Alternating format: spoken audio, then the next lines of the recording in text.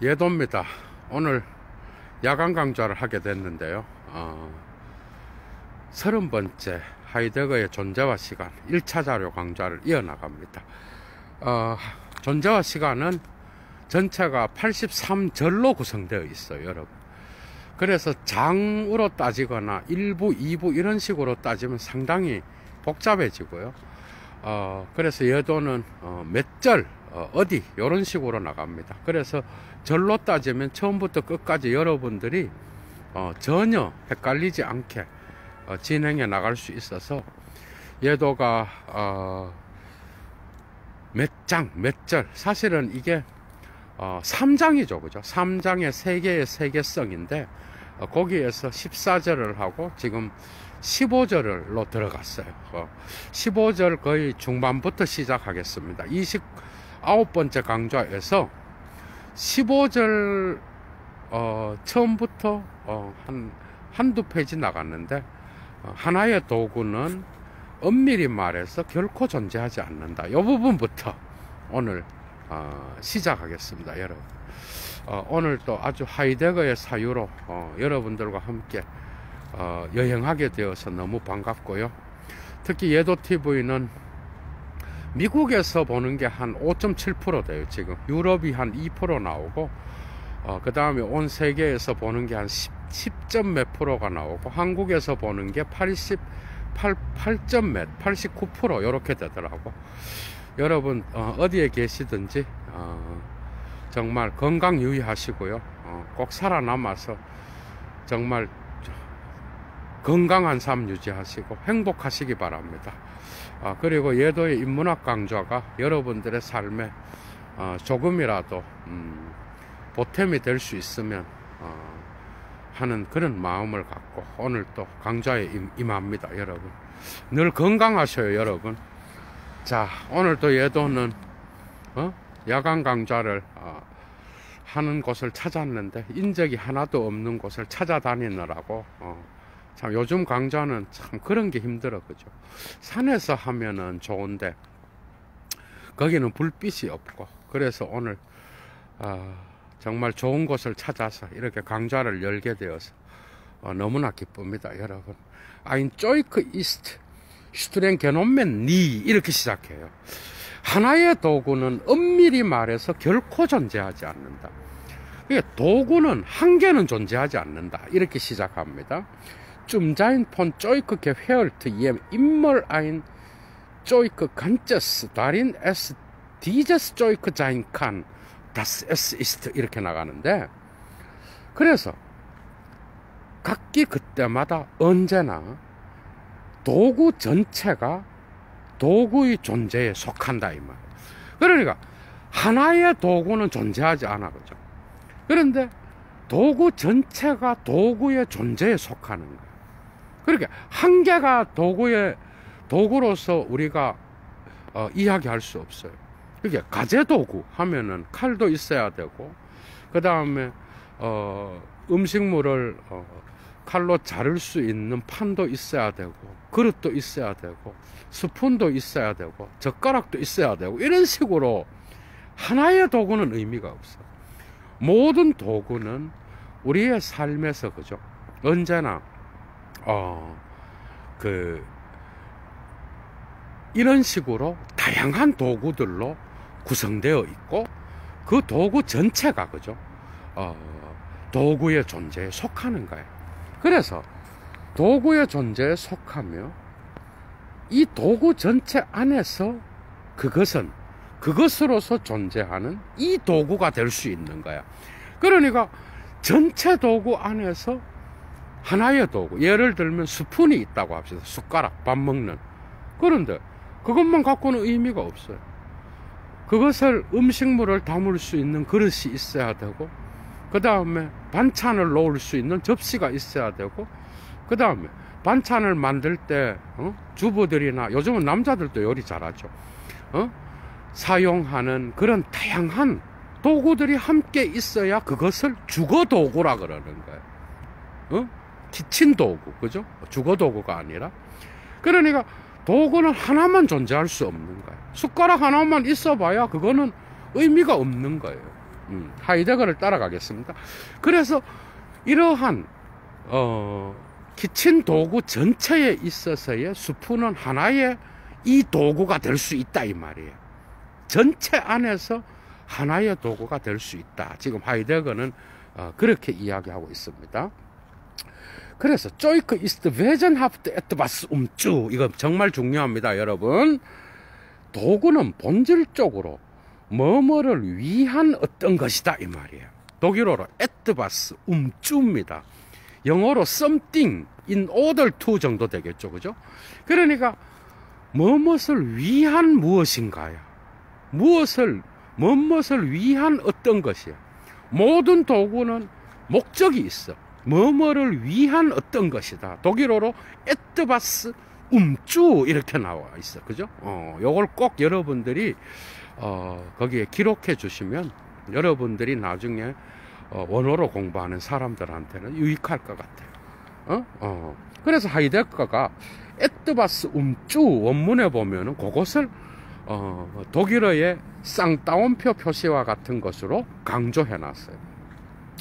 그래서 Die verschiedenen Weisen des Umzu wie Dienlichkeit, Beiträglichkeit, Verwendbarkeit, Handlichkeit konstituieren eine Joyke Ganzheit 이렇게 돼 있어. 그러니까 무엇을 위한의 다양한 방식들. 그리고 첫 번째가 Dienlichkeit, 유용성. 두 번째가 Beiträglichkeit, 기여성. 세 번째가 Verwendbarkeit, 사용 가능성. 네 번째가 Handlichkeit, 다루기의 용이함. 이런 네 가지의 뭐뭐를 위한의 다양한 방식들은 도구 전체를 구성하고 있다 이 말이야. 그러니까 모든 도구는 유용성을 갖고 있죠. 밥 먹는데 유용하잖아. 여러분들이 밥 먹는데 스푼 문화가 형성되기 전에는 손으로 먹었겠죠. 손으로 먹는 것은 뭐야? 유용하지 않는 거야. 그게 도구를 사용한다는 거는 유용성, 쓸모가 있어야 되고 기여성, 특정 키친 도구 전체에 기여를 해야 돼. 그 다음에 사용 가능해야 돼. 그 다음에 한틀리카이트, 쓸모가 있어서 아주 다루기가 쉬워야 돼. 여러분도 스푼이 밥 먹기에 아주 적합하게 만들어져 있잖아. 이런 네 가지 특성을 갖고 있는 게 도구의 움쭈, 뭐뭐를 위한, 뭐뭐를 위한의 다양한 방식들이야. 요 네 가지가 바로 도구 전체를 구성하고 있다 이 말이야. 계속 나갑니다. In der Struktur Umzu liegt eine Verweisung von etwas auf etwas. 자, 움쭈, 뭐뭐를 위한의 구조 안에는 어떤 것에 대한 지시가 놓여 있는 거야. 예를 들면은 여러분들이 스푼을 사용한다고 합시다. 밥을 먹을 때에. 스푼은 뭘 지시해? 밥을 지시하고. 밥은 우리 인간의 입을 지시하고, 이 입은 뭐죠? 우리 인간에게 결국은 인간을 향한 목적을 갖고 있는 거야. 모든 도구는. 그러니까 인간에게 유용해야 돼. 인간과의 관계를 맺고 있는 거야. 도구는, 그죠? 그렇기 때문에 지시 연관을 갖고 있고, 어떤 것은 어떤 것에 대한 지시가 놓여 있는 거야. 그게 스푼은 뭘 지시해? 밥을 푼 그 그릇이나, 그 다음에 또 국그릇을 지시하죠. 젓가락은 뭐야? 반찬 그릇을 지시하는 거야. 그런 것들은 결국 다 우리 인간의 건강상, 인간의 밥을 먹고 자기의 삶을 영위하는 데 있어서 중요한 그러한 건강에 중요한 유용성을 함께 지시하고 있는 거야. 그러니까 인간은 살아가는 데 있어서 도구를 갖고, 그죠? 밥을 먹든 그 다음에 또 무엇을 하든 도구를 사용하는 거야. 사실 컴퓨터도 도구잖아요, 여러분. 여러분들이 레포트를 쓴다든지, 여러분들이 직장에서 사무 일을 처리하는 데 있어서 컴퓨터는 아주 오늘날 없어서는 안 되는 그런 도구야, 여러분. 결국 이 도구가 우리의 삶과 인간의 삶과 밀접히 연결되어 있는 거. 이게 사물이지만은. 그래서 하이데거가 데카르트와 칸트의 어떤 그러한 사물성에 대하여 반기를 들고, 그죠? 자기의 이 사물성은 인간의 어떤 삶과 직접적으로 연결되는 도구 사물로서 자기의 존재론적 분석을 수행하고 있다는 거, 여러분들 반드시 기억하시기 바랍니다. 그게 뭐뭐를 위한의 구조 안에는 어떤 것에 대한 어떤 것의 지시가 놓여 있는 거야, 그죠? 지시. 계속 나갑니다. Das mit diesem Titel angezeigte Phänomen kann erst in den folgenden Analysen in seiner ontologischen Genesis sichtbar gemacht werden. 이 칭호와 함께 고시되는, 알려지는 현상은 다음의 연구에서야 비로소 그것의 존재론적 발생 안에서 분명하게 보여질 수 있다, 이 말이에요. 따라가겠습니다. 폴로이피 길트 S. 잠정적으로 가치가 있는 중요한 것은 뭔가 하면은 eine Verweisungsmannigfaltigkeit phänomenal in den Blick zu bekommen. 자, 잠정적으로 중요한 게 뭔가 하면은 지시 다양성을 현상적으로 시야 안으로 확보하는 거예요. 그러니까 도구의 지시 다양성을 현상학적인 게 아니라 현상적으로 시선 안에 붙잡아서 확보하는 것. 이게 이제 중요한 건데, 도구는 Joik ist seiner Joik Haftigkeit entsprechend immer aus der Zugehörigkeit zu anderem Joik 이래 나와 있어. 그게 뭔 말인가 하면은 도구는 그것의 도구성에 상응하게도 언제나 다른 도구의 기속성으로부터 나오는 거야. 그러니까 키친 도구는 만약에 스푼은 다른 도구와의 관계 안에서 자신의 자리를 설정하는 거예요. 맞죠, 여러분? 예를 들면 스푼 한 개 갖고는 아무것도 안 돼. 국을 끓일 수 있는 냄비도 있어야 되고, 밥을 할 수 있는 전기밥솥도 있어야 되고, 반찬을 만들 수 있는 나무를 버무린다든지, 계란 후라이를 할 수 있는 후라이팬이라든지, 이런 모든 도구들이 함께 전체 도구를 구성하는 것 안에서 그 하나의 도구는 의미가 있는 거야. 그러니까 이 키친 도구에 다른 도구의 스푼이, 숟가락이 기속되어 있어야만 도구는 의미가 있다, 이 말이야. 지금 하이데거 모든 게 다 그래요, 여러분. 이 세계의 모든 게. 등산 장비도, 등산 좋아하는 사람 있잖아. 등산 도구가 따로 있어요, 여러분. 등산하기에 좋은 신발이 따로 있고, 그 다음에 스키를 타는 사람은 스키 도구가 따로 있는 거야. 공부를 하는 사람은 필기 도구, 그가 꼭 필요로 하는 펜 도구, 이런 도구들이 따로 놓여 있는 거란 말이지. 이해가 되죠, 여러분? 그래서 하나의 도구는 존재할 수가 없고, 도구 전체성 안에서야 비로소 의미를 획득한다, 이 말이에요. 계속 나갑니다, 여러분. 그래서 예를 들면 이런 거야. 슈라이프 조이크, 필기 도구. 페들은 뭐야? 깃털이야. 여러분, 깃털은 펜이죠, 그죠? 옛날에. 그래서 깃털 펜, 그 다음에 틴터, 뭐야?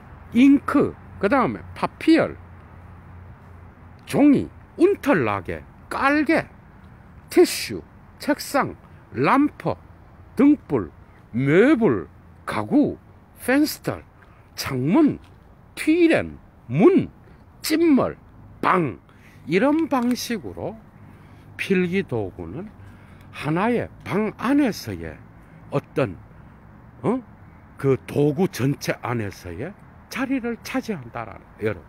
그러니까 필기도구만 있어 갖고는 의미가 없어. 책도 있어야 되고, 그걸 쓸 수 있는 종이가 있어야 되고, 그 다음에 그게 만약에 만년필이라 그러면 잉크가 있어야 되고, 그 다음에 또 책상이 있어야 되고, 그 책상 위에 깔개가 있어야 되고, 야, 여러분, 이런 식으로. 이렇게 돼서 결국 방을 지시한다는 거예요.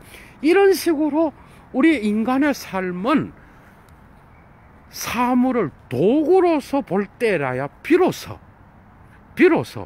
우리의 인간과 존재론적 연관을 맺을 수 있다, 이 말. 그게 사물을 데카르트와 스피노자와 칸트의 시대와 같이 사물을 단지 뭐야? 자연과학적인 눈으로 인간에게 유용한 분석 대상으로서만 본다 그러면 그 사물은 객관성이 되는 거예요. 그런 사물 분석은 인간의 삶에 유용하다기보다는 인간이 이용하기 쉽도록 자연을 죽여버리는 거죠. 그죠? 그런데 우리는 일상에서 이런 자연과학자들이 연구한 그 사물성의 개념을 결국은 우리 인간도 사용하고 있지만은 결국 일상성에서 가장 가까운 거는 도구성이야, 사물에.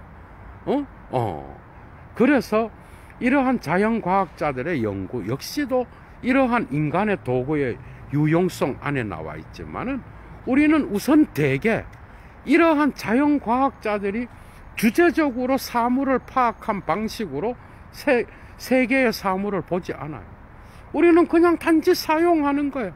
잉크가 뭘로 구성되어 있고, 펜이 뭘로 구성되어 있으며, 종이가 뭘로 구성되어 있고, 그래서 화학적 재료가 뭐고, 그 다음 이런 분석도 중요하죠. 그러나 우리는 우선 대개 일상에서 주제적으로 파악하지 않고 그냥 사용하는 거야. 이게 존재론적으로 인간에게 가장 중요한 삶의 어떤 존재론적 근원에 속하는 거라고 할 수 있겠죠. 그죠? 그래서 전존재론적이고 전현상학적인 우리가 삶에서 자연과학적 인식론의 어떤 예리한 분석적 눈으로 보기 전에 우리가 일상에서 살아가는 방식에 그러한 자리에 놓여 있는 게 바로 이런 사물을 도구로 볼 때에 그죠? 나타나는 거예요. 그래서 도구로 사물을 보게 되면은 우리가 그것을 대상화시켜서 보기보다는 우리의 몸과 붙어서 우리의 삶과 붙어서 삶의 연관 안에서 볼 수밖에 없다라는 거예요. 여기에 하이데거의 의도가 있는 거예요, 여러분. 계속 나갑니다. 그래서 diese Dinge zeigen sich nicht zunächst für sich, dann als 주모된 von realem ein Zimmel auszufüllen 이렇게 나가는데, 이러한 사물들은 결코 자체로 보여져서 그리고 나서 실제적인 것의 총계로서 하나의 방을 채우기 위하여 자체로 보여지는 게 결코 아닌 거야. 그러니까 이런 거야. 예를 들면은 필기도구, 깃털, 펜, 잉크, 종이, 깔개, 책상, 등불, 가구, 창문, 문, 방, 이런 방식의 이런 모든 사물들은 하나의 방을 채우는 도구로서, 그죠? 그냥 이 도구의 개별 사물의 총합으로서 이 방을 채우고 있는 구성물이다, 이렇게 봐서는 여러분들이 결코 이 하이데거의 의도를 따라올 수가 없는 거예요. 그런 방식으로 나가서는 이 하이데거가 도구를 분석하는 것을 여러분들이 못 따라오는 거예요. 이렇게 되면 뭐예요? 또다시 사물은 사물성으로 변하여서 데카르트적 자연과학적인 연장, 사물의 속성 분석으로 나가는 거야. 이거 안 된다는 거야. 이게 아니라 그 모든 것들은 따로따로 하나의 방을 채우는 사물로서 총합되어서 총계로서 계산될 수 있기 위하여 자체로서 거기에서 보여지는 게 아니다, 이 말이에요. 그럼 뭔지 한번 봅시다. 그럼 뭐냐? Das nächste Begegnende, ob zwar nicht thematisch erfasst ist das Zimmer. 가장 가까이에서 만나게 되는 것. 두 번째, 이게 중요합니다. 비록 주제적으로 파악된 것은 아니지만 여러분들 도구를 주제적으로 파악하나요? 그냥 가서 무심코 음식을 만드는 자는 부엌에 가서 그 가재 도구를 주제적으로 파악하지 않고 사용하잖아, 그죠? 그게 우리의 삶의 태도인 거야, 이게. 그래서 가장 가까이에서 만나게 되는 것, 주제적으로 파악되지 않은 것, 인식론적으로 파악되지 않고 우리가 그 이전에 삶의 존재론에 기속된 상태로 어떤 도구를 그냥 거기에 있으면서 만나게 되는 그런 삶의 존재론적 근원에서 만나게 되는 것, 이 말이야. 그것은 방이야, 그죠? 방. 여러분들의 방은 그런 방식으로 만나는 거야. 그런데 이 방은 다시 기하학적 공간적 의미에서의 네 개의 벽 사이에 있는 것으로서의 방이 아니야. 기하학적 공간 안에서 나타나는 방은 네 개의 벽 사이의 기하학적 공간. 벌써 뭐예요? 이 방은 자연과학적으로 분석되는 거야. 데카르트적 방식인 거야. 우리는 이런 방식으로 생각하지 않아요. 일상에서 우리가 삶을 살아갈 때는 그게 아니라 오히려 알스 본 쪼이크, 거주 도구로서 방을 보는 거야. 이해가 되죠? 그러니까 그냥 우리가 살아가는 데에 있어서 거주하기 위한 도구로서 방이 나타나는 거예요. 이게 훨씬 더 근원적인 우리의 일상적 삶의 태도라는 거예요. 그리고 기하학적 공간 안에서 나타나는 벽 4개 사이의 공간, 이런 식으로 방을 보는 거는 이미 자연과학적으로 연구된 사물을 그냥 실제적 사물성으로 보는 것에 한정되어 있다, 이 말이에요. 이것은 존재론적으로 2차적인 거라는 거예요. 이해가 되죠? 결국은 인간은 자기 삶의 거주를 위하여 목표를 세워놓고 그리고 난 다음에 그 이후에야, 그죠? 비로소 이것을 보다 세밀화해서 자연과학적인 도움을 받아서 우리는 거주를 방이라든지 설비를 만든다는 거예요. 그게 존재론적으로 2차적인 거라는 거야, 이런 거는. 이해가 되죠? 그래서 이 거주 도구로부터 보여지는 게 설비야, 아인리퉁이야.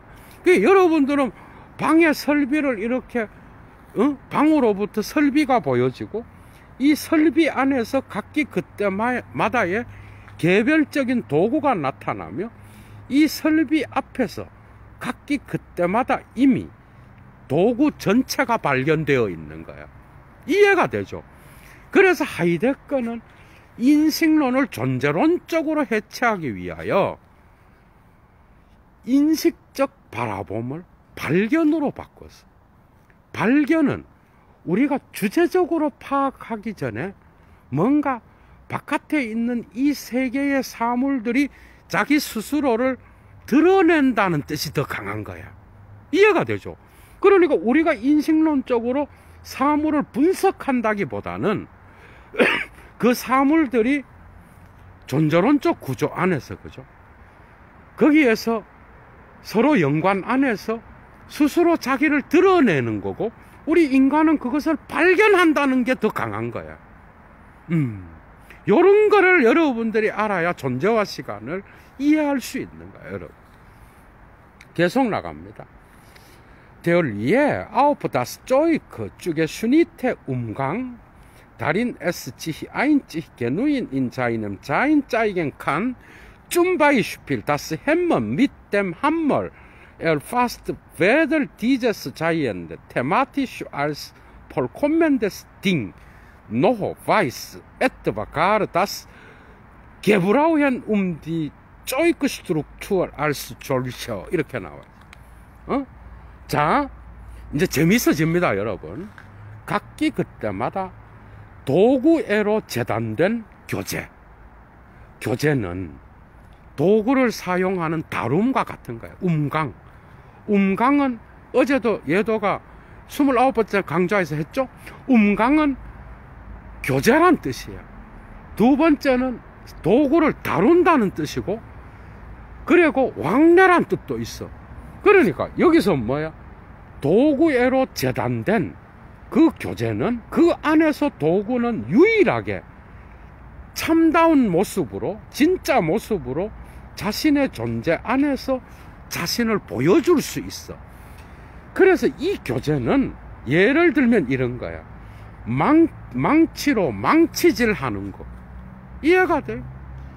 망치는 도구지만은 이 도구애로 재단된 교재는 뭐야? 왕래, 도구를 다루는 건 뭐야? 망치질이겠죠. 망치에 있어서 망치질은 교재와 왕래와 다룸이야. 그러니까 대패는 뭐야? 대패질이겠지. 삽은 뭐야? 삽질이겠지. 안경은 뭐야? 안경은 도구로, 보는 도구잖아. 뭐뭐를 위하여. 그죠? 거기에서는 안경사가 안경을 다루는 방식이 따로 있겠죠, 여러분. 그죠? 그러니까 망치인 경우는 망치질인 거야. 망치질, 곧 이 존재자를 주제적으로 앞으로 나타나고 있는 그런 사물로서 이 존재자를 주제적으로 파악하지 않아. 그러니까 뭐야? 망치질을 하는 목수는 망치 자체를 자연과학자들이 보는 것처럼 주제적으로 그 사물로서 망치를 분석하지 않아요. 맞죠? 그냥 망치질을 하는 거야. 근데 목수의 의도는 뭐야? 자연과학자는 망치가 쇠로 되어 있고, 그 다음에 이 망치의 속성이 뭐고 이렇게 나가잖아. 근데 목수는 뭐야? 목수는 이렇게 안 나가고 망치질, 그 망치질은 뭐야? 어떤 책상을 만드는 목적이 있다고 한다면 그 목적을 위하여 망치질을 하는 거예요. 그냥 주제적으로 파악하는 게 아니야. 이런 게 상당히 어렵습니다, 여러분. 그죠? 혼자 있는 사람. 그런 뜻이야. 그래서 이 존재자를 주제적으로 눈앞에 나타나는 사물로서 파악하지 않아, 망치질 하는 사람은. 두 번째, 이 사용을 그런 것으로서 도구 구조를 둘러싼, 도구 구조를 위하여 이 사용을 알고 있지도 않아. 그냥 이 사람은, 목수는 그냥 망치로 망치질을 하는 거야. 목적은 하나야. 책상을 만들기 위한, 가구를 만들기 위한, 아니면 집을 짓기 위해서 특정한 목적이 있어. 그 목적을 향하여, 독일어로 뭐죠? 에트바스 움쭈야. 뭐뭐를 위한 어떤 것이야. 영어로 something in order to야, so as to야. 뭐뭐를 위한 어떤 것. 응? 이 목적을 향하여 그냥 지시연관을 따라서 망치질을 하는 거야. 따라왔을 줄로 믿어요. 근데 자연과학자는 뭐야? 속성을 분석하기 위하여 화학적이고 물리학적인 그런 반응들을 다 알고 있어야 되는 거야. 그러나 우리 일상에서의 우리의 삶은 그런 식으로 모든 사물을 주제적으로 파악하지 않아요. 하이데거를 따라갑니다, 여러분. 그래서 Das Hammer hat nicht lediglich noch ein Wissen den Zeugcharakter des Hammers, sondern es hat sich dieses Zeug 블라블라 이렇게 나갑니다. 자, 망치질을 한다는 것은 단순히 아직 망치의 도구 특성에 대한 지식을 갖고 있는 게 아니야. 자연과학자와 같이. 오히려 망치질을 한다는 것은 이 도구를, 그것이 보다 적절하게 가능하지 않는 그런 방식으로 이 도구를 자기 자신에게로 빼앗아 버린 거예요. 맞죠? 그러니까 도구가 가장 적절한 방식으로 사용하는 게 뭐예요? 망치는 망치질인 거예요. 그러니까 더 적절하게 가능하지 않는 그런 방식으로, 독일어로 조, vs, angemessener nicht möglich ist, 이 말은 그런 뜻인 거라고. 그러니까 도구는 뭐야? 그냥 도구로서 사용하기 위한 목적에 맞추어서 그냥 우리가 목수가 무의식적으로 거기에 따라서 망치질을 하는 거야, 여러분. 이게 존재론적으로 앞서 있다는 거야, 하이데거는. 여기에 기반해서 우리는 망치가 고장났을 때 그 망치를 분석하기 시작해. 여러분, 이거 혁명적인 거예요. 그래서 후설이 이걸 읽고 상당히 당황한 거야. 이 새끼가 내 제자기는 한데 나를 따라서 오는 건지 뭐 나를 칭찬하기도 하고 하는데 완전히 다른 얘기를 하거든. 계속 나갑니다. 그래서 in Jolsem Gebrauchen Umgang unterstellt sich das Besorgen dem für das jeweilige Zeug konstitutiven Umzug. 이러한 사용하는 교재 안에서, 사용하는 다룸 안에서, 사용하는 왕래 안에서 다 돼요. 그 교재 안에서 배려는 각기 그때마다의 도구의 본질 구성적인 움주 뭐뭐를 위하여 아래로 세워져 있다 이 말이에요. 그러니까 모든 도구는 움주 뭐뭐를 위한이라고 하는 목표를 갖고 있는 거예요. 거기에로 맞추어져 있는 거야. 그게 배려인 거야, 여러분. 배려는 딴 게 아니고 우리가 사용하고 이미 했잖아요, 앞에서. 상당히 앞쪽에서 했어, 이미. 배려는 우리가 삶에서 도구를 사용하고 우리의 직업적 삶에서 분주하게 움직이고 사업가들을 만나고 장사하고 먹고 살고 우리의 일상에서 살아가는 이 모든 존재론적인 행동을 다 포함하는 거잖아, 그죠? 너무 재미있어. 그래서 je weniger, je zugreifender, umso, je weniger umso 문장이 나왔어. 영어의 more입니다. 그러니까 뭐뭐 하면 할수록 점점 더 뭐뭐 하다 이 문장이야. 여러분 줄 빡빡 치셔야 돼. 여기 하이데거의 의도가 다 들어와 있어. 망치 사물은 단순하게 입을 벌리고 놀란 채로 보여지지 않으면 않을수록, 그리고 입을 벌리고 망치를 놀라서 바라보는 건 뭐야? 인식론적인 거예요. 그렇지 않고, 그리고 그 망치 사물이 손에 꽉 잡힌 채로 사용되면 될수록 눈으로 쳐다보고 가만히 있는 게 아니라 그 목수가, 그죠? 그걸 붙잡고 꽉 잡고 사용하면 할수록 그만큼 더 이 망치 사물과의 관계는 근원적이 되는 거야, 존재론적으로.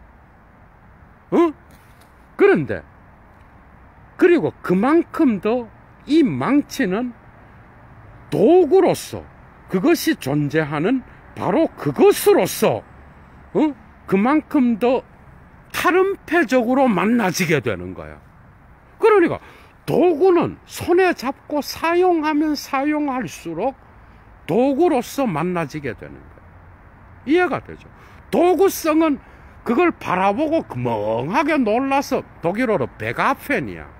놀라서 멍하게 바라보는 그런 것 말고 꽉 잡고 사용하면 할수록 도구의 특징은 더 강력하게 부각된다 이 말이에요.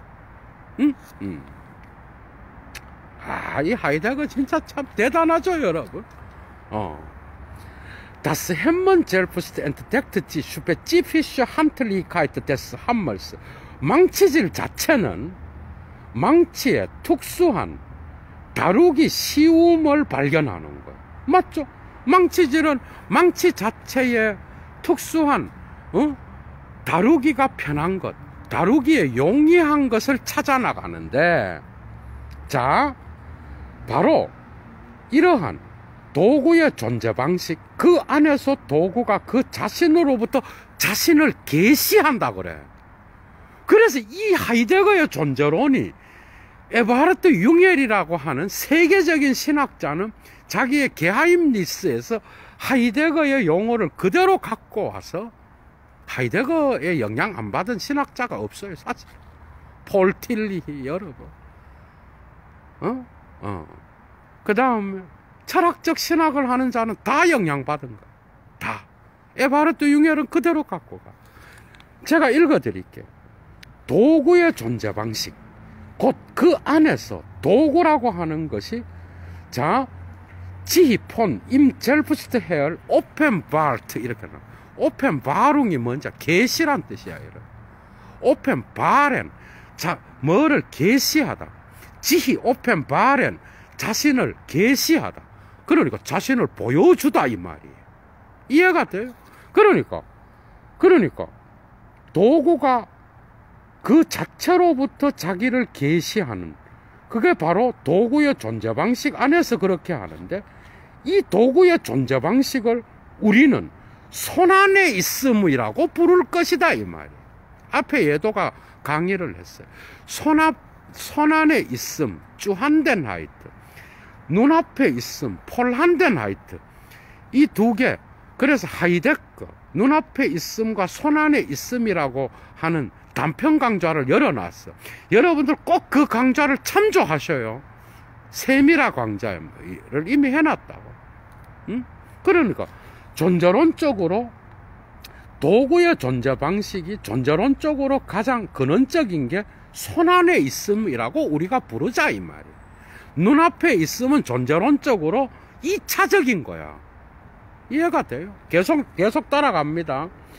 그래서 도구가 이러한 안지히자인, 여러분 이 독일어를 잘 알아야, 여기서 안지히자인은요, 도구가 자체로 있다는 거야. 그러니까 즉자적으로 있다라는 해결적인 의미보다는 그냥 자체로 있는 거야. 인간이 손이 닿지 않고 도구가 그냥 자체로 있다는 거야, 여기서는. 그게 도구가 자체로 있다라고 하는, 도구가 이러한 자체로 있음을 갖고 있으며 단순하게 아직 눈앞에 나타나지 않기 때문에만 도구는 가장 폭넓은 의미에서 사용 가능하고 다루기 쉽고 마음대로 사용할 수 있다는 거예요. 이해가 되죠? 그러니까 도구가 자체로 있어야 거기로부터 가장 폭넓은 의미에서 인간이, 현존자가 그것을 마음대로 사용할 수 있는 거예요. 계속 나갑니다. 그런데 das Selbstbewusstsein nur noch hinziehen auf das so und so beschaffene Aufziehen von Dingen vermag zu handeln es nicht zu entdecken, 이렇게 나와 있는데, 자, 가장 날카롭게 단순하게 이런저런 속성을 가진 사물의 외양을 고정해서 본다는 거. 여러분 생각나요? 고정해서 봄, 힌제엔, 둘러봄, 움지엔, 명사형으로 움지히트, 둘러봄, 힌지히트, 고정해서 봄. 고정해서 보면 뭐죠? 눈앞에 있음, 폴한덴하이트고, 또 둘러본다는 건 뭐예요? 그거는 손 안에 있음, 존재론적 개념이죠. 그러니까 눈앞에 있음과 손 안에 있음을 우리는 실천적 행위 안에서 다 사용한다라는 거. 그래서 단순하게 사물의 이런저런 속성을 가진 외양을 단순히 날카로운 눈으로 고정해서 본다는 것은 손 안에 있는 것을 발견할 수 없는 거예요. 뭔 말이죠? 예수님이 망치질을 해요. 여러분, 이 강좌는요, 꼭 앞에서 처음부터 들어야 됩니다. 지금 30번째인데, 그래야 여러분 따라와요. 예수님이 망치질을 해요. 책상을 만들려고 그래서, 목수한테. 아버지가 목수였잖아. 책상을 만들기 위한 움줄을 갖고 있었어, 예수님. 그래서 망치질을 막 했어. 아버지가 목수니까 일을 도와주려고. 망치질을 하다가, 망치는 뭘 짓이에요? 판자떼기. 판자떼기는 뭘 짓이에요? 못을 지시하고 무슨 판자를 지시하고 그것은 결국 책상을 지시하고 이 책상은 인간이 사용하기 위한 결국 현 존재를 지시하는 거잖아. 그런데 이러한 망치질을 하다가 망치가 고장났어. 그러면 망치질을 할 때는 무의식적으로 이 전체 도구 지시 연관에 속해 있어, 존재론적으로. 그러다가 예수님이 망치가 고장나서 망치를 보기 시작해. 이때부터 고정해서 봄이 나타나. 그냥 망치짓을 할 때는 손안에 있음인 거야. 그래서 고정해서 보는 거는 뭐야? 인식론적인. 그러면 손안에 있다라는 건 뭐야? 둘러본다는 게 뭐야? 손안에 있음이잖아. 그거는 존재론적으로 어떤 사물 하나를 대상화시켜서 보지 않고 그 목적을 향하여 삶의 존재론을 따라서 그냥 무의식적으로 망치질을 하는 거야. 그죠? 이게 존재론적으로 앞서 있는 거라고. 그래서 하이데거는 지금 이걸 이야기하려고. 그런데 망치가 고장나서 예수님이 이제 그 망치를 속성을 분석하기 시작하는 거야. 아, 이 망치가 왜 부러졌을까? 고장났을까? 아, 보니까 망치 앞에 있는 쇠가 너무 무거운 거예요. 그러면 망치에 망치를 집어넣어서 손잡이를 조금 더 강한 그런 나무로 만들어야 되겠다. 이렇게 생각하는 건 뭐야? 인식론적으로 고정해서 보는 거라고. 이해가 되죠? 그 고정해서 볼 때는 뭐야?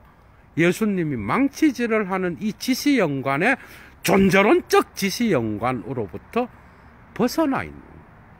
이해가 되죠? 이 벗어나 있음이라고 하는 그 상황에서는 결코 손안에 있음을 발견할 수 없다는 거예요. 눈앞에 있으면 손안에 있음을 발견할 수 없는 거예요. 따라올 수 있겠죠? 그래서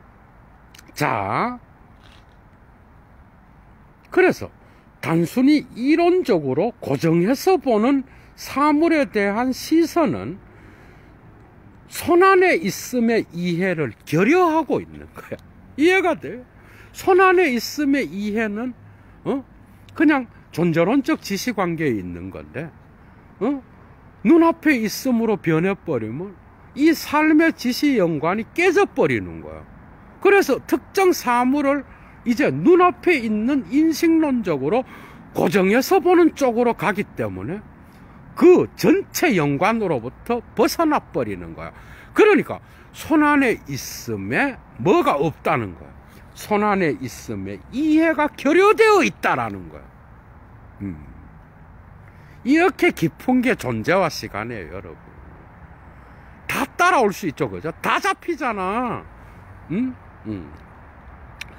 그래서 Der Gebrauch hanierende Umgang ist aber nicht blind. Hat seine eigene Zielart, die das Hantieren fehlt und ihm seine spezifische Zielheit verleiht. 그런데 사용하면서 손으로 다루는 이 교재는 맹목적인 게 아니야. 그러나 목적이 있는 거야. 그런데 이러한 다룸은, 교재는 그것의 고유한 봄의 방식을 갖고 있는데 그 봄의 방식이 바로 손으로 다루는 것을 인도하며 그리고 이런 손으로 용이하게 다루는 것에다가 그것의 특수한 보증을 제공해 주는 그런 봄의 방식을 갖고 있어. 그 봄의 방식이 뭐야? 둘러보는 거지 뭐. 이미 한 거예요, 여러분. 고정해서 보는 게 아니라 망치질을 하고 사용하면서 손으로 다루는 교재는 맹목적인 게 아니며 그것 자체만의 고유한 보는 봄의 방식을 갖고 있는데 그것은 힌지트가 아니라 움지트라고. 둘러봄이지 고정해서 보는 게 아니라고. 인식론적인 게 아니라 존재론적인 거라고. 이해가 되죠? 그 봄의 방식을 갖고 있다. 그 다음에 나옵니다. 그래서 der Umgang mit Joik unterstellt sich der Verweisungsmannigfaltigkeit des Umzu. 도구를 다룬다는 것, 도구와 교제를 한다는 것은 바로 음주, 뭐뭐를 위한의 지시 다양성 아래로 종속되는 거야. 맞죠? 지시 다양성. 망치질은 뭐를 지시하고 뭐를 지시해서 결국 책상을 만드는 그러한 지시 다양성 아래로 포섭되는 거야. 도구와 교제를 한다는 것. 그래서 이러한 Die Dicht eines Solchen Fiegens ist die Umsicht. 정말 독일어로 봐야 이해할 수 있는 거예요, 여러분. 정말 어려워요. 응? 여기서 Solchen Fiegen이에요. Fiegen은 뭐뭐를 짜 맞춘다는 뜻이에요.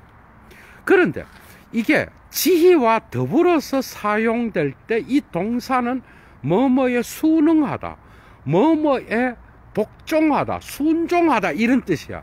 그런데 이러한 뭐뭐에 복종하고 순종하고 아니면 뭐뭐에 적응하고 뭐뭐에 맞추어지는 이런 봄을 우리는 둘러봄이라고 한다.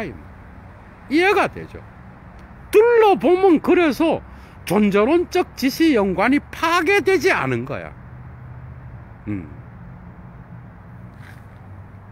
재밌죠, 그죠? 그래서 음주, 책상을 만드는 목적을 향한 지시 연관을 따라서 예수님이 망치질을 하는 거예요. 그게 둘러보는 거예요.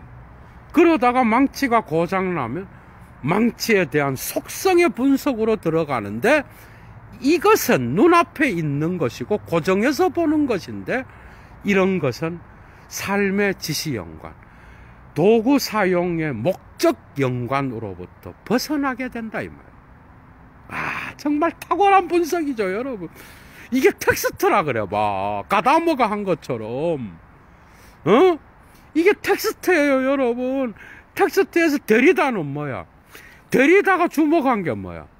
바로 이 지시 연관에서 망치가 고장나서 고정해서 보고, 그래서 그 특정 기호가 전체 텍스트의 지시 연관을 해체하는, 그래서 뭔가 부재한 기표로서 나타나는 그러한 흔적을 찾아서 그 전체 텍스트의 의미를 새롭게 확정해야 된다는 게 바로 데리다의 전략이었던 거야. 그게 하이데거적으로 보면 뭐야?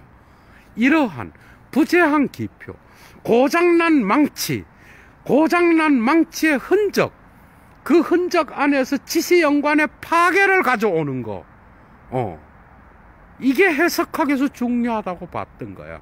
그러나 가다모는 뭐야?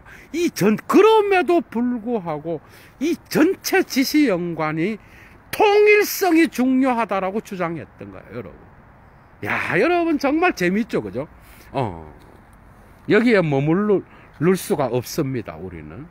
그래서 Das praktische Verhalten ist nicht theoretisch im Sinne der Zichtlosigkeit. 자, 실천적 행위 관계는, 실천적 행동은 바로 봄이 없음의 의미에서 비이론적인 게 아니야. 뭐죠? 실천적 행위라고 하는 건 뭐야? 예수님이 망치질을 할 때 실천적 행위를 하는 거잖아. 이때는 인식론적으로 날카로운 눈을 갖지 않아. 특정 목적을 향하여 그냥 망치질을 하는 거야. 그런데 이것도 이론이 필요하다는 거야. 망치질을 한다는 것 자체가 이미 목수의 이론을 배운 거야. 그게 실천은 이론 안에 들어가 있고 이론은 실천 안에 이미 들어가 있는 거야. 칼 막스랑 연결시킬 수 있어, 이것 역시도. 이해가 돼요, 여러분? 그러니까 이론 없는 실천이 없는 거예요. 그 어떤 인간은 지가 실천한다 그래. 공부하는 사람 보고 이론한다 그래. 코미디예요, 여러분. 그러면서 왜 대가리 숙이고 철학 강좌 듣고 왜 공부를 해요, 여러분? 여러분들의 공부를 해놓은 게 여러분들의 삶의 실천에 도움이 되는 거예요, 여러분. 이해가 돼요? 두 개는 왔다 갔다 하는 거라고. 실천과 이론은 분리되지 않습니다, 여러분. 아이고, 할 게 너무 많아, 너무 많아. 그래서 이론적 행위와의 실천적 행위의 차이는 다음과 같은 점에 놓여 있을 뿐만 아니라, 곧 단순하게 여기에서는 뭐야? 이론적 행위는 고찰하는 것이고, 거기에서 의역합니다. 거기는 뭐야? 실천적 행위야. 실천적 행위는 행동하는 것. 이런 점에서 차이가 나는 것. 그런 것이 아니라는 것. 행동이라는 것은 맹목적으로 머물지 않기 위하여 이론적 인식을 적용시킨다는 것. 단순히 이런 것에서만 차이가 나는 게 아니라, 봅시다. 고찰한다는 것은 행동이 그의 본을 갖고 있는 것만큼 그런 정도로 근본적으로 배려의 행위에 속하는 거야. 그러니까 이론적 봄이 없이는 실천적 봄도 없는 거예요. 이해가 돼요? 어쨌든 주부들이 음식을 만들거나, 그 다음에 군대 갔다 온 젊은 청년들이 자취를 하면서 음식을 만든다는 건 어떤 방식으로건 이론적 지식이 들어있는 거야. 이해가 돼요? 그래서 우리는 행동하는 건 실천, 그리고 이론은 행동하지 않는 것, 이러면서 나눈다고. 엄밀히 존재론. 그래서 철학 공부를 해야 돼요. 그럼 공부하는 새끼는 다 이론가인가, 여러분? 아, 정말 멍청합니다. 그 지는 행동한다고 돌대가리로 아무것도 들지도 않으면서 행동만 하면 그게 실천가인가, 여러분? 얼마나 웃기는지 몰라.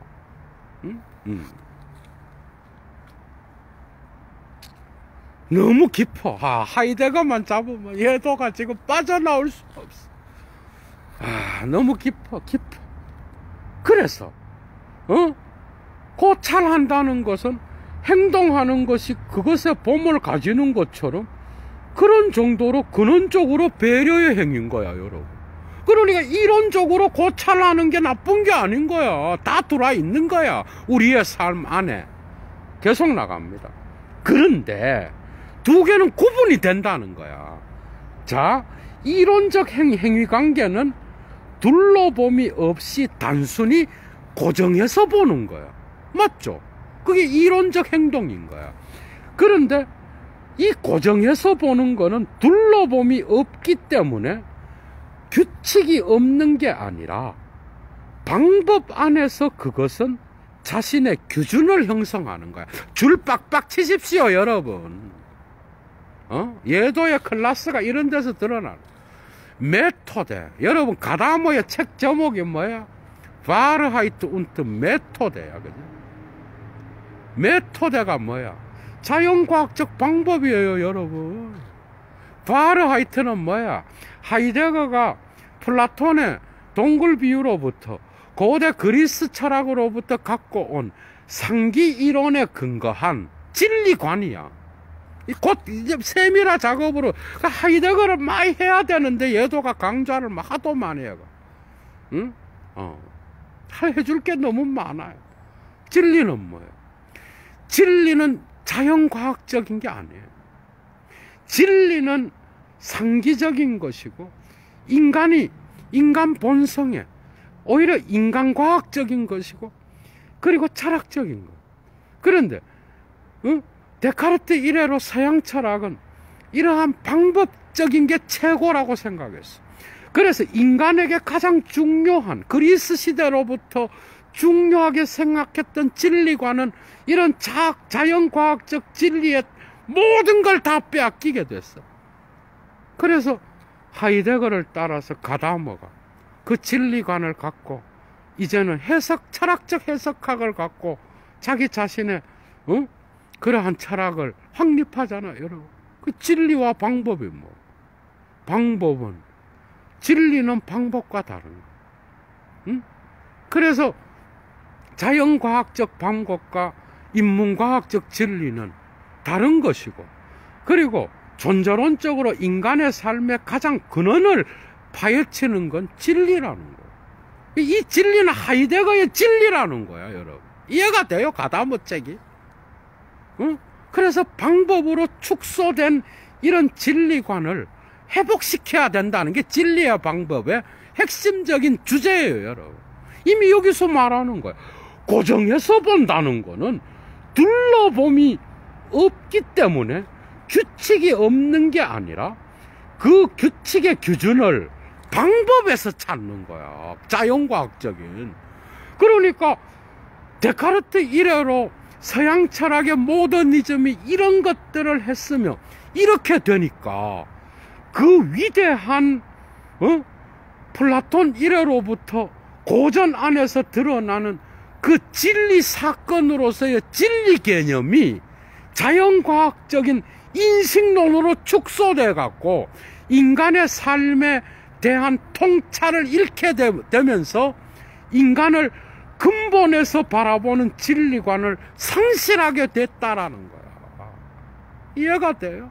그걸 회복해야 된다는 거야. 그래서 방법은 인간의 삶을 뭐야? 제대로 볼 수 없는 거야. 이 자연과학적인 연구만 갖고는 자연을 파괴하고 인간의 생명과 동물의 생명과 식물의 생명, 이 세계의 모든 지구상에 존재하는 그러한 생명체들에 대한 어떤 배려나 염려나 마음씀 이런 것들을 상실하게 됐잖아요, 여러분. 그런 점에서 하이데거 철학은 중요합니다, 여러분. 그러니까 고정해서 보는 거는 둘러봄이 없어. 그래서 모든 걸 규칙으로 만들어. 자연과학적 규칙에 따라서 사물을 재단하고 자르고 없애버려. 이런 것만 갖고는 우리 인간의 삶이 피폐해지고 과학기술적으로 되었지만은 인간이 얼마나 많은 것들을 상실하게 됐는지 한번 생각해 보라. 이런 것까지 연결되는 거야. 그래서 이러한 하이데거적 철학으로부터 가다머가 진리와 방법이라고 하는 그의 대작의 제목을 만들었다는 거 아니야, 여러분? 그래, 여기서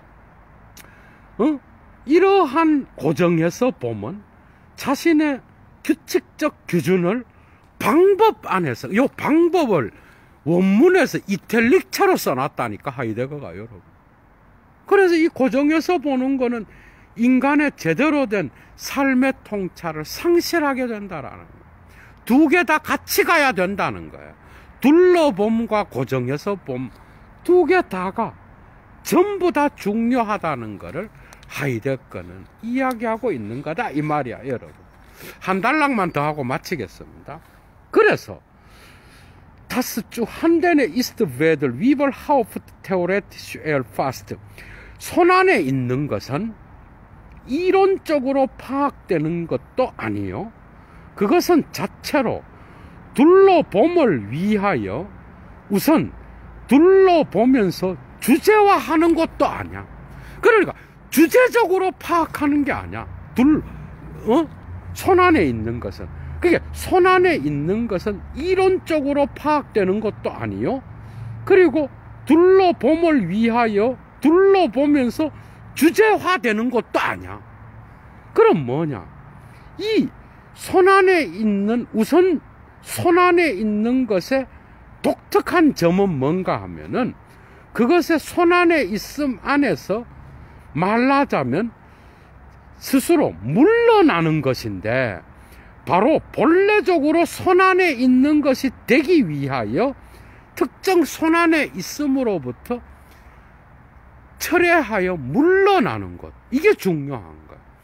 계속 나갑니다. 그럼 손안에 있는 것은 이론적으로 파악한다든지 주제적으로 파악하는 이런 게 아니고, 그래서 그것으로부터 물러나서 본래적으로 손안에 되는 게 되어야 되는데, 그럼 뭐냐? 일상적인 교제. 일상적 교제가 뭐겠어요, 여러분? 그건 딴 게 아니라 배려하면서 사용하고 도구를 사용하는 그 일상적 교제가 우선 체류하고 있는 바로 그 장소는 어딘가 하면은 작업 도구 자체가 아니라 작업이야. 이해가 돼요? 작업 도구 자체가 아니라 작품이야. 각기 그때마다